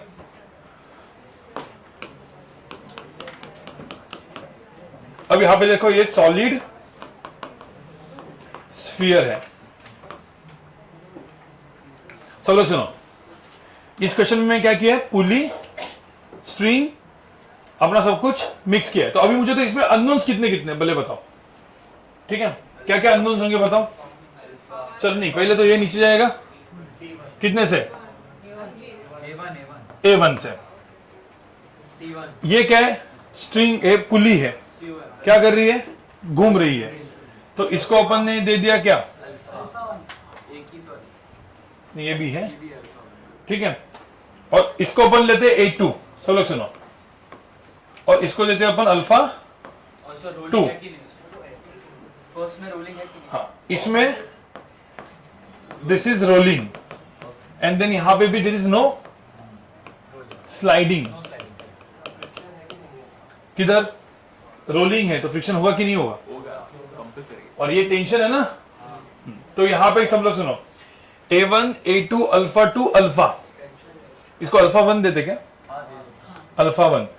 इसके अंदर का टेंशन T1, इसके अंदर का टेंशन T2, और यहां का फ्रिक्शन कितना है, F। तो यहां का फ्रिक्शन F, आगे ले लेते, कोई दिक्कत नहीं। तो यहाँ पे अननोन्स कौन से हो गए, मैं सारे अननोन लिखता हूँ, A1 A2 alpha 1 alpha 2 T1 T2 और फ्रिक्शन। कितने अननोन्स है? 7 अननोन्स है। इक्वेशन कितने लिखने पड़ेंगे? 7। अगेन होमवर्क है, पहले आप करके लाओ, करके लाओगे तो थोड़ा दिमाग लगाओगे, उसके बाद अपन दिमाग लाएंगे ना। मुझे बताओ इक्वेशन कौन से लिखेंगे, वो पहले बताओ। इसमें इक्वेशन कौन से लिखेंगे? mg माइनस टी, मतलब इसका एक F is equal to M, इसका torque is equal to I alpha, दूसरा इसका torque is equal to I alpha, तीसरा, उसके बाद F is equal to M A, चौथा। 4 हो गए? 4। फिर उसके बाद अब जो 4 हुए तो 3 जो बचे वो कौन से बचे? कंस्ट्रेंट, जिसमें एक तो क्या हो गया? रोलिंग। फिर दोनों स्ट्रिंग, दूसरा कौन सा? ये स्ट्रिंग और ये स्ट्रिंग हो गया। बट इसमें गलती करोगे, ये जो स्ट्रिंग का इक्वेशन लिखते वक्त ऊपर वाला पॉइंट का एक्सेलरेशन कितना लेंगे? नहीं, A2 प्लस आर अल्फा, और इसका अल्फा 1 इंटू आर बाई 2, ऐसा लिखना है। समझ में आ रहा है? बस अभी आपको मैंने बता दिया, पूरा का पूरा इक्वेशन आप लिख के लाओ। नेक्स्ट लेक्चर में अपन सिर्फ इसको क्या करेंगे, चेक करेंगे कि भाई आपने और पूरा सॉल्व करके लाना है, इसको सॉल्व करके लाना है, ठीक है। और ये 2 क्वेश्चन मैंने दिए, ये कौन से क्वेश्चन थे? हाँ ये भी एडवांस, मतलब ये भी एडवांस है, ये भी एडवांस, मतलब एडवांस टाइप, एडवांस लेवल के, जो नॉर्मल लेवल पे जो सिर्फ आपका जो दिमाग चल रहा है वो लगा के आप आ सकते हैं। इसमें भी क्या करोगे? सर इसमें स्ट्रिंग को कट किया, स्ट्रिंग को कट किया, तो ये जो पॉइंट है ये ए, और ये सपोज अल्फा अपन लेते हैं तो L/2 अल्फा नहीं करता। हाँ, बट यहां पे एक चीज ध्यान में रखना, a is equal to alpha L/2 ले सकते हैं इस केस में। क्यों? हाँ वही क्वेश्चन है, क्यों? क्योंकि यहां पे आप देखोगे जस्ट कट करने के बाद ये जो स्ट्रिंग है, इस स्ट्रिंग की लेंथ बदलेगी। एक्चुअली देखा जाए तो ये इसको कंस्ट्रेंट करेगा मोशन को, क्योंकि स्ट्रिंग की लेंथ बढ़ नहीं सकती। नहीं सुनो ना, यहाँ पे लेंथ बढ़ सकती है? नहीं बढ़ सकती। तो ये क्या करेगा? मोशन को क्या करेगा? कंस्ट्रेंट करेगा, सर्कुलर मोशन का क्वेश्चन। ठीक है। और देखो एक तो चीज हो सकता है कि ये ऐसा जा सकता था अलोंग कौन सा एक्सिस? X axis. बड़े अलोंग एक्स एक्सिस करने के लिए इसमें ऊपर कोई फोर्स ही नहीं है क्या? अरे इधर देखो पहले भाई, अलोंग एक्स एक्सिस में जाने के लिए कोई फोर्स है? यहाँ पे फोर्स कहाँ पे? सिर्फ फाई, और वाई एक्सिस में लेंथ चेंज हो सकती है? नहीं। तो मतलब ये पॉइंट यहाँ पे क्या रहेगा? रुका रहेगा। डायरेक्टली अपने को मिल गया। यहाँ पे क्या हुआ? यहाँ पे क्या हुआ? एक्स एक्सिस में एक पॉइंट है तो इसलिए nx आएगा वहां। नहीं, अभी यहाँ पे इसीलिए axis of rotation, instant axis of rotation, मतलब आप कंफ्यूज जाओगे, इसलिए मैं आपको ये बताऊं, इंस्टेंट एक्सिस ऑफ रोटेशन। और ये आप पहले क्या करो, आपका दिमाग लगाओ, दोनों जगह से आप दोनों, एक इंस्टेंट एक्सिस ऑफ रोटेशन से भी निकालो यहाँ पे लेके, और एक नॉर्मल सेंटर ऑफ मास, दोनों से इक्वेशंस निकालो, दोनों चेक करो और देखो मैच हो रहा है क्या। इसमें भी किससे करना है? दोनों से, इससे भी करो और इससे भी करो। इसलिए आप फिर आपको समझ में आएगा कि सेफेस्ट सपोज जो होता है सेंटर ऑफ मास, वो हमेशा सेंटर ऑफ मास होता है। हाँ, बट रोलिंग व्हीलिंग के केस में तो सीधा लगा देने का, ठीक है। इसके अंदर और एक क्वेश्चन आते हैं जो अच्छे एडवांस लेवल के आते हैं। एक ऐसा ये रखा हुआ है, उसके बाद एक ऐसा रॉड छोड़ दिया तो ऐसा करेगा, वो स्लाइड करेगा, तो जस्ट स्लाइड करने करता है तो क्या होगा? सिर्फ सेम ही टाइप के क्वेश्चन है, लॉजिक सेम ही लगता है, ठीक है। बस ये 3 क्वेश्चन मैंने आपको ऐसे होमवर्क दे दिया। अभी फटाफट एक छोटा सा टॉपिक मुझे खत्म करना है, मतलब F is equal to M a, torque is equal to I alpha, खत्म हो जाएगा अपना। ये तीनों दिन होमवर्क थे आपके। अब ये चीज आपने ऑलरेडी पढ़ी हुई है, देखो एकदम इजी है। आईसीआईसी वाले सारे तो आपने तो पढ़ी हुई है 10th में, पता है, मतलब आपने, ठीक है। अब torque is equal to I alpha equation कितने जगह पे लगता था? अरे torque is equal to I alpha equation कितने जगह पे लगता था? 3। But when body is in rotational equilibrium, rotational क्या है? अब इक्विलिब्रियम है तो दोनों इक्विलिब्रियम होंगे। कौन से? ट्रांसलेशन इक्विलिब्रियम भी होगा और रोटेशनल भी होगा। ट्रांसलेशन इक्विलिब्रियम मतलब क्या? तो मैं इक्विलिब्रियम की केस लूंगा तो नेट फोर्स भी क्या हो जाएगा? 0। टॉर्क नेट भी क्या हो जाएगा? अब टॉर्क नेट जब 0 होता है तो ये सिर्फ centre of mass, axis of rotation उसके ऊपर नहीं लगता। टॉर्क नेट 0 कोई भी पॉइंट पे कर सकते हो, एट एनी पॉइंट। ये रूल है, एट एनी पॉइंट, क्योंकि यहां पे कोई रोटेशन का इफेक्ट है ही नहीं। तो ये दो इक्वेशन से ही करना है ना इक्विलिब्रियम में। तो एकदम सिंपल क्वेश्चंस हो गए। मतलब एग्जांपल 1 जो आपने बचपन में किया हुआ है। नाइफ वाला नहीं तेरे तो नहीं। अरे सीसॉ होता है वो, ठीक है। यहाँ पे ये वो, यहाँ पे तुम बैठे हो, ठीक है, कोई एक बंदा क्या, हाँ? अपना देवज बैठा हुआ है 50 kg का, अरे बस ठीक है। और एकदम उसके साथ जब ये बैठा है यहाँ पे 10 मीटर्स पे, अब यहाँ पे इसकी गर्लफ्रेंड बैठी है 25 kg की।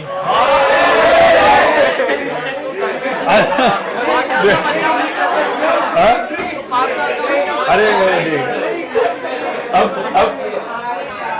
अब ये 25 kg की है, ये बैठी है डिस्टेंस x पे।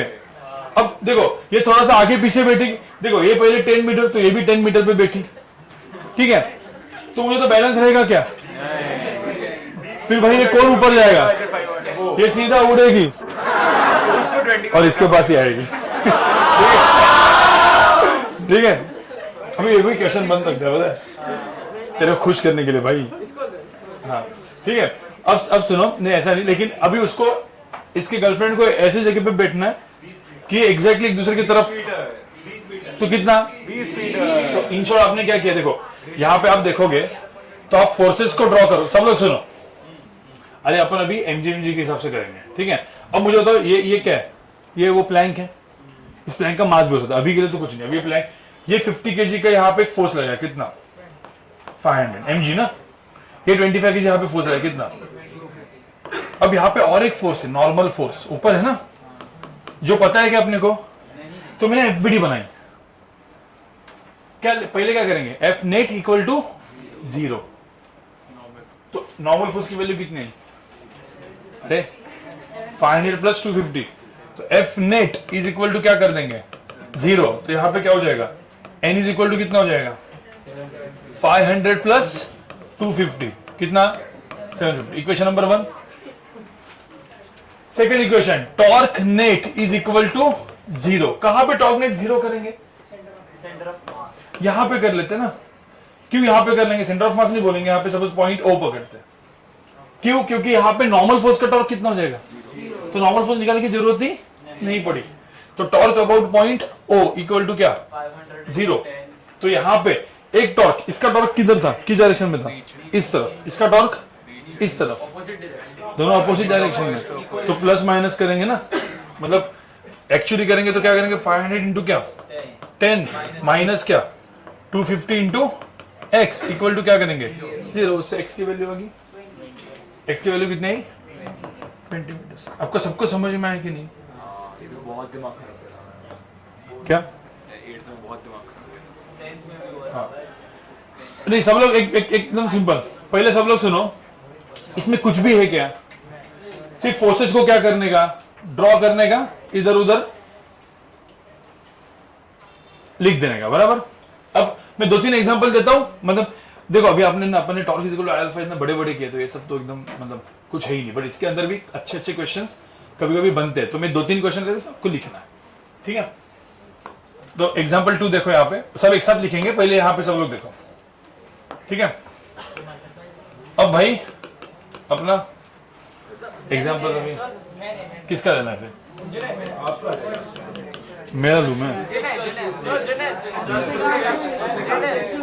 हाँ हाँ श्रुति, ठीक है।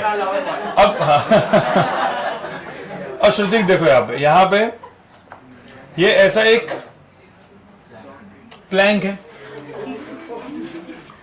नहीं एक मिनट, ये थोड़ा सा बदल देते हैं, मतलब अच्छा क्वेश्चन, ठीक है।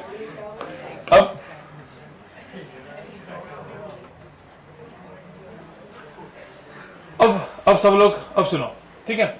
अब देखो यहाँ पे एक्चुअली देखा जाए तो मैंने जैसे एग्जांपल, जैसे ये 10 मीटर का प्लैंक है, ये इस एंड में लगा हुआ है, इस एंड में ऐसे लगा हुआ है, ये पॉइंट नंबर लेट्स से 1 है, ये पॉइंट नंबर 2 है, ये यहां से, ये कोई डिस्टेंस नहीं है, ये यहां से डिस्टेंस लेट्स से ऐसे 4 मीटर पे, ठीक है।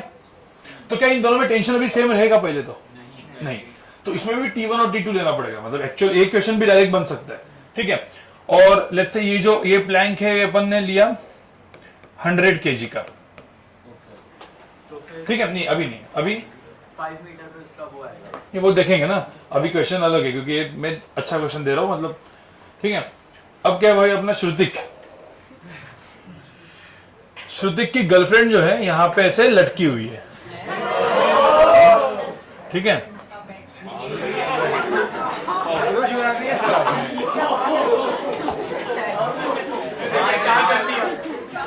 अरे कपड़े पहने हुए फ्रॉक है वो, ठीक है। अब यहां पे देखो, अरे ड्राइंग को मत देखो, भावनाओं को देखो है श्रुतिक के, ठीक है। अब भाई गर्लफ्रेंड का मास कितना है, वेट कितना है? नहीं है, अरे इमेजिन करने वाली आगे जो होगी, नहीं पता चल 100 किलो सर।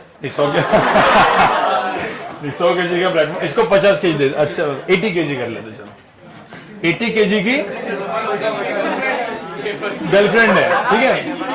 अब सुनो, अब इस गर्लफ्रेंड को, अभी गर्लफ्रेंड ऐसे लटकेगी तो भाई ऐसे हो जाएगा ना, आप देखोगे तो, ठीक है। तो भाई श्रुतिक जो है, श्रुतिक लेकिन IIT के लिए पढ़ रहा है, तो श्रुतिक तो इधर तो नहीं जाएगा, क्योंकि इधर भी श्रुतिक गया तो श्रुतिक, ठीक है। तो श्रुतिक कहां पे खड़ा रहेगा? यहाँ पे, तो श्रुतिक कहीं पे खड़ा है यहाँ पे ऐसे, ठीक है। हाँ।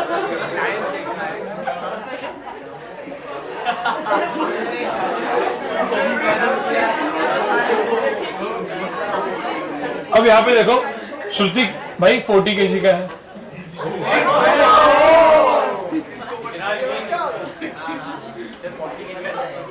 अब तो फिर मजाक किया, ठीक है। देखो 40 kg का श्रुतिक, 80 kg की गर्लफ्रेंड, ठीक है। श्रुतिक अपने गर्लफ्रेंड को बचाने के लिए जा रहा है, ठीक है। अब ये जो बंदा है, अब इसको पता है आगे जाएगा तो भाई ये, हाँ, तो ये कहीं तो जाके रुक गया, फिर उसको समझ में भाई इधर रुकना चाहिए तो गर्लफ्रेंड बच जाएगी, तो ये यहीं पे रुका है, बस ये यही प्यार है इनका, बस ये ना हो सकती है ना ये जा सकता है, इधर अपने रुके हुए। तो अब क्वेश्चन मार्क है कि भाई हाँ ये कहाँ पे रुकेगा, ठीक है। क्या बोल रहे हो? हाँ, and tension and T1 and T2 भी आपको निकालना है, ठीक है। अब एक चीज समझो, आप इसमें टॉर्क इक्वेशन आप कहीं पे भी लगा सकते हो। अब ऐसा पकड़ लेते कि सपोज श्रुतिक जो है डिस्टेंस दिया है, तो फिर टेंशन T1 एंड T2 निकालना है, आप समझ रहे हो। सपोज डिस्टेंस दिया है, सब ये 10 मीटर है तो 5 मीटर इधर होगा ना, यहां से अपन पकड़ते कि ये भाई 3 मीटर पे अपना श्रुतिक खड़ा है यहाँ पे, ठीक है। तो अब बोला है फाइंड क्या, tension T1 and T2, find T1 and T2। अब मुझे एक सिंपल सी बात बताओ, सारे इसमें ये रुका हुआ है तो क्या है, इक्विलिब्रियम। अब इक्विलिब्रियम है तो नेट फोर्स 0, तो F net is equal to क्या, 0, नेट फोर्स 0, टॉर्क भी 0, तो नेट फोर्स 0 में क्या करेंगे, T1 ऊपर T2 ऊपर, तो T1 प्लस T2 मैं यहाँ पे चाहिए तो मैं पहले इक्वेशन ऐसे लिख के देता हूँ, ठीक है। ये हो गया T1, ये हो गया T2, 400 नीचे, ये हो गया एग्जैक्टली यहाँ पे 5 मीटर पे ना कितना 1000 नीचे, यहाँ पे 40 मतलब कितना 400 नीचे, और यहाँ पे हाँ 800 नीचे। तो मुझे तो T1 प्लस T2 की वैल्यू कितनी हुई, हाँ 400 प्लस 1000 प्लस 800। ये आपको जो समझने के लिए मैं इक्वेशन लिख रहा हूँ, इक्वेशन नंबर 1, ठीक है। इक्वेशन नंबर 2 क्या होगा, net torque is equal to zero. अब नेट टॉर्क जीरो कहां पे लगाओगे आप? About centre mass of the plank. Net torque equal to zero कहां पे लगाओगे आप? About उधर जिधर वो 4 मीटर फ्रॉम द तुमको जहां लगाना लगाओ। एक T1 पे भी लगाया तो भी क्या होगा? देखो T1 पे लगाया, इधर लगाया टॉर्क, T1 चला तो इसका और इसका टॉर्क एक जगह, करेक्ट, और T2 और T2 का टॉर्क अपोजिट, तो T2 मिल गया। तो दोनों को करके जीरो कर देने का, T2 मिल जाएगा। T2 इधर डालेंगे तो T1 मिल जाएगा। आपको समझ में? So torque net equal to zero कोई भी पॉइंट पे लगाओ, पॉइंट नंबर 1 पे लगाओ, पॉइंट नंबर 2 पे लगाओ तो T2 का टॉर्क जीरो हो जाएगा। फिर आपको टॉर्क देखने पड़ेंगे। तो पॉइंट नंबर, तो torque net about any point ना, पॉइंट नंबर 1 पे जीरो करते हैं, तो पॉइंट नंबर 1 पे करेंगे तो किसका टॉर्क होगा? 1200 तो 400। आप समझो मैं इक्वेशन क्यों लिख रहा हूं, समझ में है ना? 400 इंटू क्या? 3 प्लस क्या? नहीं, 1000 इंटू 5, ये एक ही डायरेक्शन में। ये 800 इंटू क्या? 10, ये सब एक वाले हैं। माइनस क्या? T2 into 8 T2 इंटू ये 4 है और 10 है 6, 6 इक्वल टू क्या करेंगे? जीरो। इक्वेशन नंबर क्या आया? 2। दोनों इक्वेशन को सॉल्व करेंगे, इससे T2 मिल जाएगा, उधर T1 मिल जाएगा। समझ में आया सबको? अपने इसमें सब में क्या किया? दो ही चीजें की। क्या? इक्वेशन को net force zero, net torque zero, बाकी सब चीज सेम। समझ में आ रहा है? ये एक्चुअली मुझे पहले पढ़ाना था, बाद में हो गया, लेकिन ठीक है।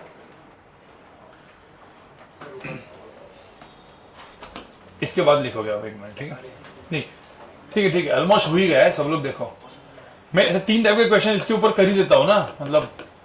अब मुझे बताओ, ये वॉल है, सब लोग सुनो, ये ऐसे वॉल है और एक ऐसे लैडर है। क्वेश्चन सेम हो गया ना? अरे यार ये वापस आ अब मुझे बताओ, ये लैडर को, अब मुझे तो नहीं, अब ये लैडर यहां पे भी फ्रिक्शन है, यहां भी फ्रिक्शन है, दोनों जगह भी क्या है? फ्रिक्शन। और कुछ एंगल भी दिया होगा, जैसे के 37, ये 53 परपेंडिकुलर, और यहां पे एक आदमी खड़ा है, और लैडर जो है कभी मास है, सपोज जैसे लैडर जो है 10 केजी का है, आदमी जो है 40 केजी का है, और ये जो डिस्टेंस टोटल लैडर जो है वो 20 मीटर पकड़ लेता है। नहीं एल नहीं भाई, सब 20 मीटर है, और ये जो डिस्टेंस है ये कुछ 8 मीटर है। सबको समझ में आ रहा है? अब इस पर्टिकुलर क्वेश्चन में पूछा है and everything is in equilibrium, तो क्या पूछा है? फाइंड फ्रिक्शन कंपोनेंट्स आएंगे सर। F1 F2। तो अब यहां पे आप एक्चुअली देखोगे, F net is equal to ठीक है, यहां पे फ्रिक्शन क्या है? F1। अरे ऐसे जाएगा, ऊपर F2 कहां पे? ऊपर। यहां पे नॉर्मल फोर्स N1, इधर नॉर्मल फोर्स N2, फिर इधर का और mg वगैरह फोर्स तो होगा ही, ठीक है। तो जो अपने को पता है वो सारे फोर्सेस भी यहाँ पे डाल देने का। ये कितना है? 400। ये कितना है? 100 न्यूटन फोर्स ना। अरे भाई, मतलब 400 न्यूटन, 100 न्यूटन, ठीक है। ये सारे फोर्सेस हो गए, F1 F2 N1 N2, ये सब कुछ हो गया।